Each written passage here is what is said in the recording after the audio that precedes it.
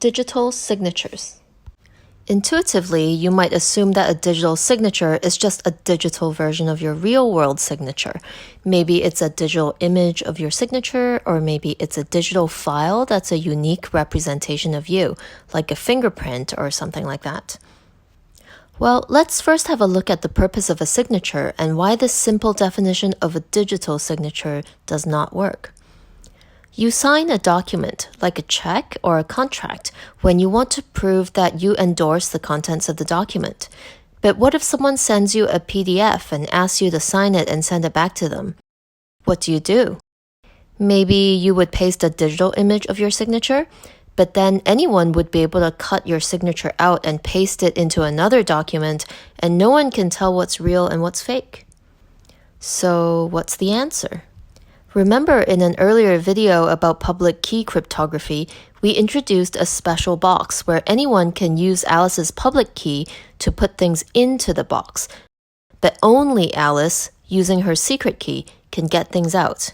Well, there's something I didn't tell you about this box, which is that it has another side which works in reverse. So this other side, only Alice, using her secret key, can put documents into the box, and anyone with Alice's public key can open the box and take a copy of the document. If you used Alice's public key to open this side of the box and saw something, you know for a fact that Alice put it there, because no one else can put anything there unless they have the secret key. So instead of copying and pasting an image of her real-world signature, all Alice has to do is to place the document inside the box as her way of signing it. There's a small detail here, which is that asymmetric encryption algorithms don't work very well for large documents. So in practice, instead of signing the document, she would hash the document first, and then sign the hash. And then assuming the document is not confidential, just send the document in the clear to Bob. In order to verify whether the document is really from Alice, Bob would then take the original document and hash it. Then he would use Alice's public key to decrypt the ciphertext he got from Alice to retrieve the hash and then compare the two to see if they're the same. If they're the same, then the document is verified to have authentically come from Alice. It's a bit cumbersome to have to do all these drawings all the time, so let's try to simplify it by using some shorthands. We will call secret key SK and private key PK. The message that's being signed or transmitted is shortened as MSG.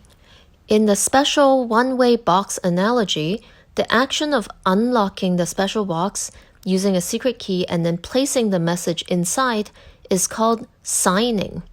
The special box containing the message is referred to as the digital signature. Using the syntax, we can summarize a digital signature scheme as having 3 steps.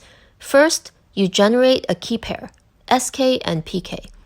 Then you sign the message using SK to create the digital signature sigma.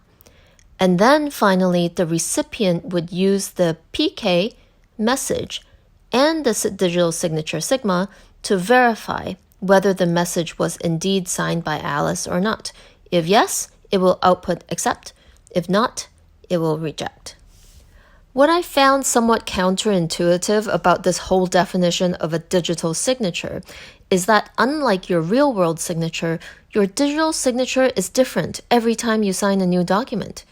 You can think of it like some piece of the document is embedded into the digital signature, so people can't just copy it and reuse it on another document. Finally, coming back to this special two-sided box, you can think of the right and the left as being useful for different purposes. The right side is for anyone to send things that only Alice can access. The left side is for Alice to prove that she signed something. Digital signatures are widely used in Web3. Recall, a Bitcoin wallet is just a key pair.